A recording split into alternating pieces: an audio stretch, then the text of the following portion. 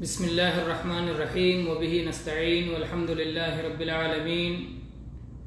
وصلی اللہ وسلم علی نبینا محمد وعلی آلہ وصحبہ اجمعین اما بعد۔ گرامی قدر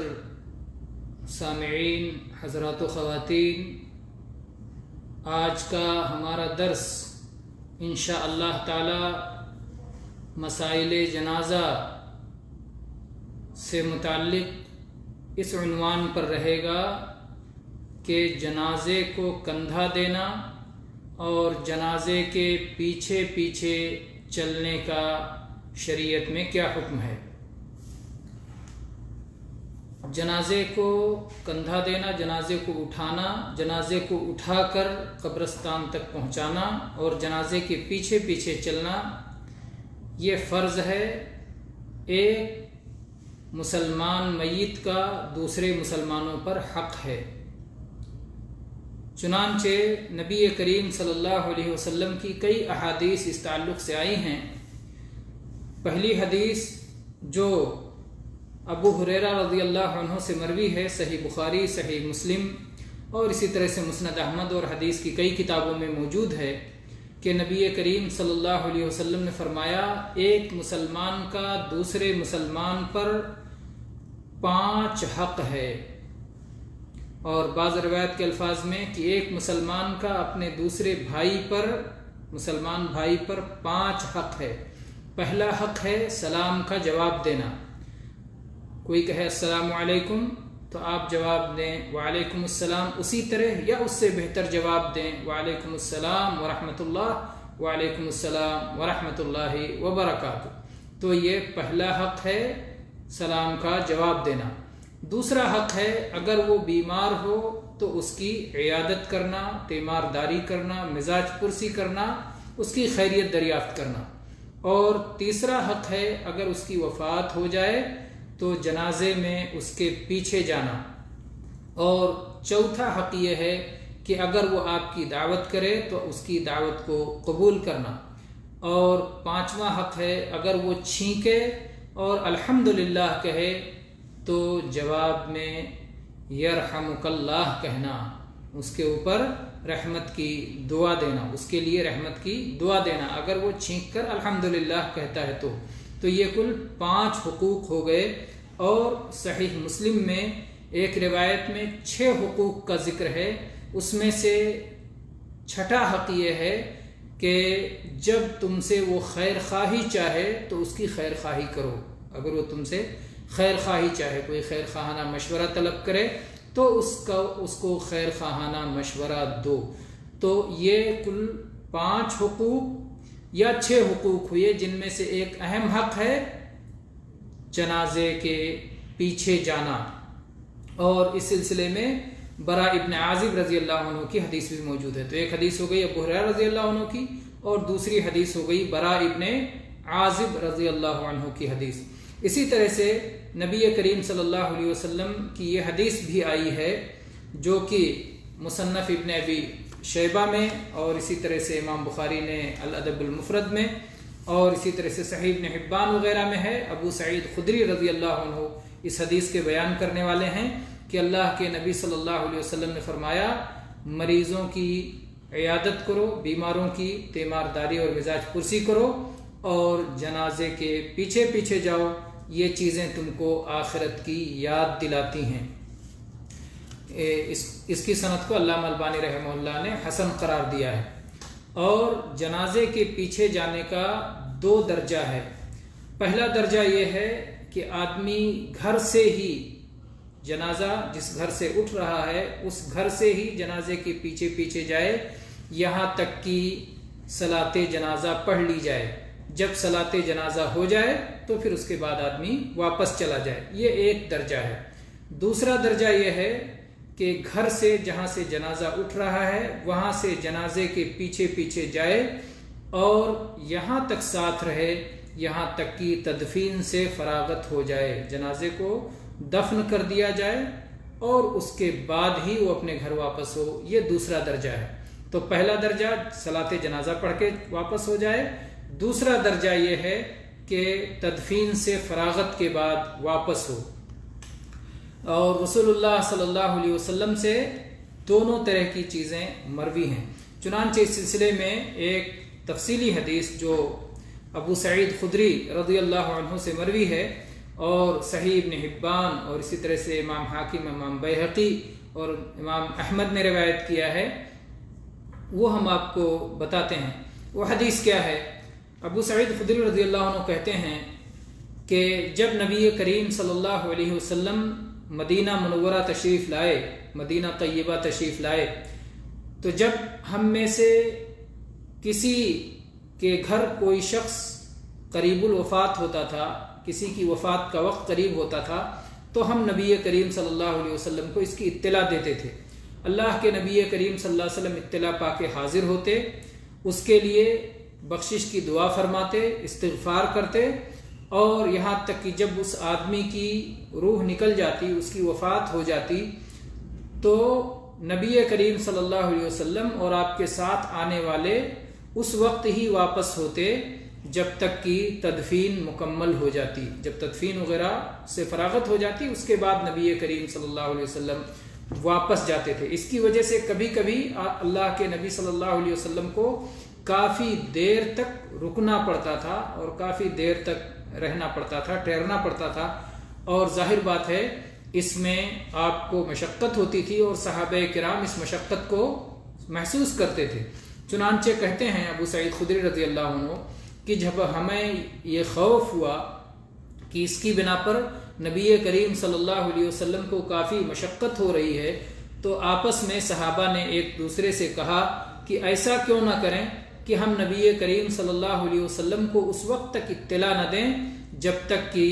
کسی کی وفات نہ ہو جائے، وفات سے پہلے اطلاع نہ دیں، کیونکہ آپ پہلے سے آتے ہیں، بیٹھتے ہیں، اور پھر اس میں بھی وقت جاتا ہے، پھر وفات کے بعد بھی رہتے ہیں، دفن تک رہتے ہیں، تو اس طرح سے کافی وقت آپ کا صرف ہوتا ہے، اور اس سے نبی کریم صلی اللہ علیہ وسلم پر مشقت ہوتی ہے۔ تو ایسا کیوں نہ کیا جائے، صحابہ نے آپس میں مشورہ کیا، ایسا کیوں نہ کیا جائے کہ ہم نبی کریم صلی اللہ علیہ وسلم کو، دیکھیں صحابہ کتنا نبی کریم صلی اللہ علیہ وسلم کا خیال رکھتے تھے، اور نبی کریم صلی اللہ علیہ وسلم اپنے صحابہ کا کتنا خیال رکھتے تھے۔ تو صحابہ نے مشورہ کیا کہ ہم اس وقت تک اطلاع نہ دیں جب تک کہ کسی کی وفات نہ ہو جائے۔ اس کے بعد میں یہ طریقہ چل پڑا کہ جب کسی کی وفات ہوتی تھی تو نبی کریم صلی اللہ علیہ وسلم کو اطلاع دی جاتی تھی، اور اس کی وجہ سے آپ کو اس سے کم مشقت اٹھانا پڑتا تھا، اور اس سے کم دیر تک رکنا پڑتا تھا، اور ہم یعنی صحابہ کرام نبی کریم صلی اللہ علیہ وسلم کو کسی میت کی اطلاع تب دیتے تھے جب اس کی وفات ہو جاتی تھی۔ چنانچہ اللہ کے نبی کریم صلی اللہ علیہ وسلم اس کے گھر پہنچتے تھے، اور پھر اس کے بعد میں اس شخص کا جنازہ پڑھا جاتا تھا، اور اس کے بعد آپ واپس لوٹ جاتے تھے، اور کبھی کبھی آپ اتنے دیر تک ٹھہرتے تھے یہاں تک کہ تدفین بھی ہو جائے۔ کہتے ہیں کہ پھر یہ سلسلہ کچھ دنوں تک چلا۔ پہلے کیا سلسلہ تھا کہ نبی کریم صلی اللہ علیہ وسلم کو جب کوئی بندہ قریب الوفات ہوتا تھا تبھی اطلاع دی جاتی تھی، اور آپ دفن تک رہتے تھے۔ دوسرا یہ سلسلہ صحابہ کرام نے دیکھا کہ اس میں مشقت ہے، تو پھر صحابہ کرام نے وفات کے بعد اطلاع دینا شروع کیا، آپس میں مشورہ کر کے۔ وفات کے بعد آپ پہنچتے تھے، جنازہ پڑھ کے کبھی چلے جاتے تھے، اور کبھی کبھار آپ دفن تک موجود رہتے تھے۔ کچھ دنوں تک یہ سلسلہ چلا۔ اس کے بعد میں پھر صحابہ کرام نے آپس میں مشورہ کیا کہ ایسا کیوں ہو کہ نبی کریم صلی اللہ علیہ وسلم کو ہم اطلاع دیتے ہیں اور آپ خود ہمارے گھروں تک آتے ہیں، ہم ایسا کیوں نہ کریں کہ اپنے جنازے اٹھا کر کے نبی کریم صلی اللہ علیہ وسلم کے گھر کے پاس تک لے جائیں، مسجد نبوی کے پاس تک لے جائیں، آپ کے گھر کے پاس تک لے جائیں، اور اللہ کے نبی کریم صلی اللہ علیہ وسلم وہیں اپنے گھر کے پاس جنازہ پڑھ دیا کریں، اس میں آپ کو زیادہ سہولت ہوگی۔ اور چنانچہ اس کے بعد صحابہ کرام نے ایسا کرنا شروع کیا، اور یہ حدیث بیان کرنے تک ابو سعید خدری رضی اللہ عنہ کہتے ہیں کہ آج تک اب یہی سلسلہ جاری ہے کہ لوگ اپنے جنازے امام کے پاس تک لے جاتے ہیں، نہ کہ امام کو دعوت دیتے ہیں، بلکہ مسلمانوں کے امام تک، خلیفۃ المسلمین تک، یا مسلمان حاکم تک، یا نبی صلی اللہ علیہ وسلم کے زمانے میں نبی کریم صلی اللہ علیہ وسلم تک اپنے جنازے لے کر جاتے تھے اور پھر وہاں آپ صلی اللہ علیہ وسلم ان کا جنازہ پڑھ دیا کرتے تھے۔ تو اس میں دونوں طریقے اس حدیث میں ذکر کیے گئے ہیں، ایک یہ کہ آپ جنازہ پڑھ کے چلے جاتے تھے اور دوسرا یہ کہ آپ دفن تک رہتے تھے، اور اس میں کوئی شک نہیں کہ کون سا درجہ افضل ہے ان دونوں درجوں میں۔ ان درجوں میں دوسرا درجہ، یعنی آدمی جنازے والے گھر سے جنازے کے پیچھے پیچھے جائے یہاں تک کہ دفن سے فراغت ہو جائے، یہ درجہ افضل ہے، اور جو آدمی صرف جنازہ پڑھ کے صلاۃ جنازہ پڑھ کے واپس ہو جائے اس کا درجہ اس سے کم ہے۔ تو فضیلت والا درجہ یہ ہے کہ آدمی تدفین تک ساتھ دے۔ چنانچہ اس سلسلے میں صحیح بخاری میں، صحیح مسلم میں، سنن ابی داؤد میں، سنن نسائی میں، سنن ترمذی میں، اور اسی طرح سنن ابن ماجہ میں اور حدیث کی بہت ساری کتابوں میں ابو ہریرہ رضی اللہ عنہ سے یہ حدیث آئی ہے کہ اللہ کے نبی صلی اللہ علیہ وسلم نے فرمایا کہ جو شخص جنازے والے گھر میں حاضر ہو، اور ایک روایت میں یہ الفاظ ہیں کہ جو شخص کسی جنازے کے پیچھے پیچھے جائے، کسی مسلمان کے جنازے کے پیچھے پیچھے جائے ایمان کے ساتھ اور ثواب کی نیت سے، یہاں تک کہ صلاۃ جنازہ پڑھ لی جائے، صلاۃ جنازہ ادا کر لیا جائے، تو اس شخص کو 1 قیرات ثواب ملے گا، اور جو شخص جنازے میں حاضر رہا یہاں تک کہ جنازے کی تدفین ہو جائے، یا ایک روایت میں الفاظ دوسرے طرح ہیں کہ جنازے کی تدفین سے فراغت ہو جائے، تو اس شخص کو 2 قیرات ثواب ملے گا۔ اللہ کے نبی کریم صلی اللہ علیہ وسلم سے دریافت کیا گیا کہ اللہ کے نبی یہ 2 قیرات کیا ہے؟ تو آپ صلی اللہ علیہ وسلم نے فرمایا کہ 2 بڑے پہاڑوں کی طرح ہے، اور ایک روایت میں ہے کہ ہر قیرات احد پہاڑ کے برابر ہے۔ تو اللہ کے نبی کریم صلی اللہ علیہ وسلم نے، آپ دیکھیں کہ دونوں درجوں میں فرق کیا۔ ایک آدمی صرف جنازہ پڑھ کے چلا جاتا ہے تو اس کا ثواب 1 قیرات ہے، اور ایک شخص جو دفن میں بھی حاضر ہوتا ہے اس کا ثواب 2 قیرات ہے۔ اور اسی طرح سے اس معنی کی حدیث جو ہے دوسرے صحابہ کرام سے بھی آئی ہے، ثوبان رضی اللہ عنہ سے صحیح مسلم میں، مسند احمد میں، اور اسی طرح سے براء ابن عازب رضی اللہ عنہ اور عبداللہ ابن مغفل رضی اللہ عنہ سے سنن نسائی اور مسند احمد میں، اور اسی طرح سے ابو سعید خدری رضی اللہ عنہ سے مسند احمد میں اس طرح کے جو ہے اس معنی کی روایات آئی ہیں، جس میں یہ دونوں درجے جنازے کے پیچھے چلنے کے یہ دونوں درجے بیان کیے گئے ہیں۔ بعض احادیث میں کچھ ایسی چیزیں ہیں جس میں بہت سارے علمی فوائد ہیں، اسی لیے علامہ البانی رحمہ اللہ نے ان فائدوں کو اکٹھا کر دیا ہے، جمع کر دیا ہے۔ کہتے ہیں کہ عبداللہ ابن عمر رضی اللہ عنہ یہ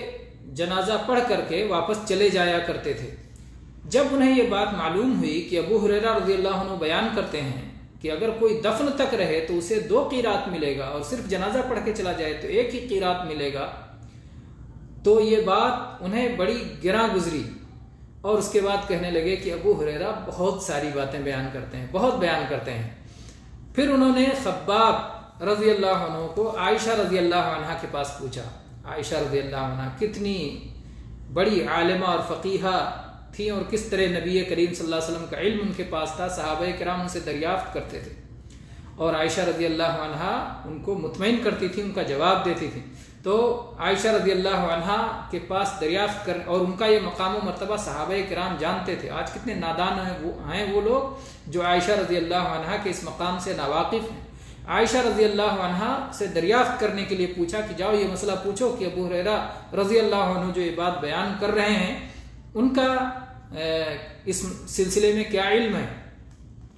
پھر وہ واپس آ کر کے واپس آئیں اور بتائیں کہ عائشہ رضی اللہ عنہ نے کیا کہا۔ یہ عبداللہ بن عمر رضی اللہ عنہ نے حکم دے کر بھیجا، کس کو؟ خباب رضی اللہ عنہ کو۔ کہتے ہیں کہ عائشہ رضی اللہ عنہ نے ابو ہریرہ رضی اللہ عنہ کی تصدیق کی اور کہا کہ وہ بالکل سچ کہتے ہیں، نبی کریم صلی اللہ علیہ وسلم نے یہ فضیلت بیان فرمائی ہے۔ ادھر جب خباب رضی اللہ عنہ کو بھیج دیا عائشہ رضی اللہ عنہ سے اس کی تحقیق کے لیے، اس دوران ان کی کیفیت جو تھی عبداللہ ابن عمر رضی اللہ عنہ کی، کہ اپنے کچھ زمین سے کچھ کنکریاں اٹھائیں اور اپنے ہاتھوں میں ایک ہاتھ سے دوسرے ہاتھ میں ان کنکریوں کو ڈالتے رہے. یہ حالت تھی، ایک ہاتھ سے دوسرے ہاتھ میں کنکری پلٹتے رہتے، جیسے ایک آدمی کسی چیز کے انتظار میں ہوتا ہے تو انتظار میں اس کی جو حالت ہوتی ہے، تو یہی ان کی حالت تھی. اور اس کے بعد میں جب یہ خبر آئی کہ ابو ہریرہ رضی اللہ عنہ بالکل سچ کہتے ہیں، عائشہ رضی اللہ عنہ نے ان کی تصدیق کی ہے، تو کنکریاں اٹھا کے زمین پہ ڈال دی اور حسرت و افسوس کے ساتھ کہنے لگے لقد فرطنا فی قراریط کثیرا، ہم نے بہت سارے قیراتوں میں بڑی کوتاہی سے کام لیا، بڑی کوتاہی ہو گئی. یہ صحابہ کرام رضی اللہ عنہم کا شوق تھا اجر و ثواب حاصل کرنے کا. کس طرح سے وہ جو ہے نیکیاں چھوٹ جانے پر حسرت اور افسوس کیا کرتے تھے کہ کس طرح سے اتنا سارا ثواب میرا چھوٹ گیا کیونکہ مجھے یہ مسئلہ معلوم نہیں تھا. اگر یہ علم ہوتا تو یہ ثواب بھی میں حاصل کر لیتا. آج لوگ دنیا دار ہوتے ہیں تو دنیا دار لوگ دنیا چھوٹ جانے پہ حسرت کرتے ہیں. فلاں گاڑی مل رہی تھی میں خرید نہیں سکا، اور فلاں مکان مل رہا تھا میں خرید نہیں سکا، اور فلاں زمین بک رہی تھی اور میں خرید نہیں پایا، اور فلاں اس طرح سے ان کی ذہنیت ہوتی ہے. صحابہ کرام رضی اللہ عنہم کا جن کی تربیت رسول اکرم صلی اللہ علیہ وسلم نے فرمائی تھی کہ وہ نیکیوں کے چھوٹ جانے پہ حسرت کیا کرتے تھے، تو کس طرح سے انہوں نے حسرت کی کہ بہت سارے قیرات اجر و ثواب کے ہم سے چھوٹ گئے، ہم سے ان میں کوتاہی ہو گئی. پھر جب یہ بات جو عبداللہ ابن عمر رضی اللہ عنہ نے کہی تھی کہ ابو ہریرہ تو بہت باتیں بیان کرتے ہیں، بہت زیادہ حدیثیں بیان کرتے ہیں، جب یہ بات ابو ہریرہ رضی اللہ عنہ کو پہنچی تو انہوں نے اس کا یہ جواب دیا، کہا کہ بقیہ لوگوں کی طرح میں بازار میں خرید و فروخت میں مشغول نہیں رہتا تھا، میں کھجور کے پودے اپنے کھیتوں میں لگانے میں مشغول نہیں رہتا تھا، میں تو نبی کریم صلی اللہ علیہ وسلم کے ساتھ لگا رہتا تھا. آپ مجھے تعلیم دیتے تھے، آپ مجھے روٹی کھلاتے تھے، آپ مجھے کھانا کھلاتے تھے. تو رسول اللہ صلی اللہ علیہ وسلم مجھے لقمہ کھلاتے تھے، کھانا کھلاتے تھے اور مجھے تعلیم دیتے تھے، اور اس کے علاوہ میری کوئی حاجت نہیں تھی، نہ بازار جاتا تھا اور نہ کھیت اور مزرعہ میں جاتا تھا. تو میں خاص کسی کے لیے لگا ہوا تھا. میری پوری زندگی، میرے سارے اوقات علم حاصل کرنے کے لیے ہی لگے ہوئے تھے، اور رسول اللہ صلی اللہ علیہ وسلم میرے کھانے کا بندوبست کر دیا کرتے تھے، فرمایا کرتے تھے. تو ظاہر بات ہے میں زیادہ حدیثیں اور زیادہ علم میرے پاس رہے گا کیونکہ میں نے زیادہ وقت اس میں لگایا ہے. تو عبداللہ ابن عمر رضی اللہ عنہ کہتے ہیں کہ یقیناً ابو ہریرہ آپ یہ بات بالکل سچ کہہ رہے ہیں، آپ رسول اللہ صلی اللہ علیہ وسلم کے ساتھ ہمارے مقابلے میں سب سے زیادہ آپ ساتھ میں رہا کرتے تھے، اور ہمارے مقابلے میں رسول اللہ صلی اللہ علیہ وسلم کی حدیثوں کا آپ کو زیادہ علم ہے. اس بات کی تصدیق عبداللہ ابن عمر رضی اللہ عنہ نے بھی کی. تو یہ جو حدیث ہے یہ بہت ساری احادیث کا مجموعہ ہے جسے امام البانی رحمہ اللہ نے جمع کر دیا ہے. صحیح مسلم کے الفاظ ہیں اس میں، مسند احمد کے الفاظ ہیں اس میں، تو اس میں سارے کے سارے صحیح مسلم میں ہیں. ایک صرف جو آخر میں آیا ہے کہ عبداللہ ابن عمر رضی اللہ عنہ نے یہ بات کہی کہ یقیناً آپ رسول اللہ صلی اللہ علیہ وسلم کے ساتھ سب سے زیادہ رہتے تھے اور سب سے زیادہ رسول اللہ صلی اللہ علیہ وسلم کی حدیثوں کا آپ کے پاس علم ہے. یہ بات مسند احمد میں ہے اور صحیح مسلم میں نہیں ہے. بہرکیف اور حدیث کی اور بھی کتابوں میں موجود ہے. ایک روایت میں اور اس روایت میں تھوڑا سا الفاظ کا فرق ہے، اس کو بھی سمجھ لینا چاہیے، نہیں تو پھر کوئی اعتراض کرے اور بات نہ سمجھ میں آئے کہ دو حدیثیں دو طرح کیسے ہو گئی. اس حدیث میں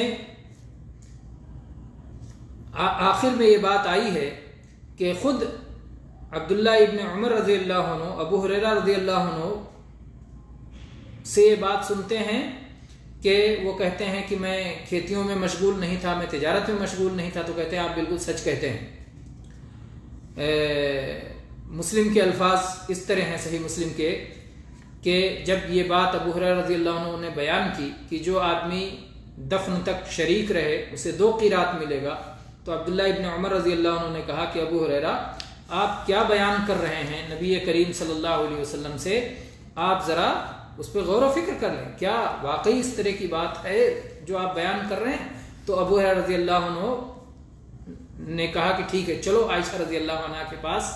چلتے ہیں. تو ان کو لے کر کے گئے، عائشہ رضی اللہ عنہ کے پاس خود لے کر کے گئے اور کہا کہ اے ایمان والوں کی ماں عائشہ رضی اللہ عنہ، میں آپ کو قسم دلاتا ہوں، آپ بتائیے کیا رسول اللہ صلی اللہ علیہ وسلم سے آپ نے یہ بات سنی ہے؟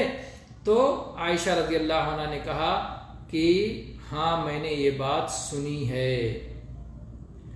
تو یہاں پر یہ ہے کہ خود ابو ہریرہ رضی اللہ عنہ عبداللہ ابن عمر رضی اللہ عنہ کو لے کر عائشہ رضی اللہ عنہ کے پاس گئے. اور اس سے پہلے آپ وہ حدیث سن چکے ہیں کہ عبداللہ ابن عمر رضی اللہ عنہ نے خباب رضی اللہ عنہ کو بھیجا کہ جائیں عائشہ رضی اللہ عنہ سے پوچھ کے آئیں. تو بظاہر ان دونوں میں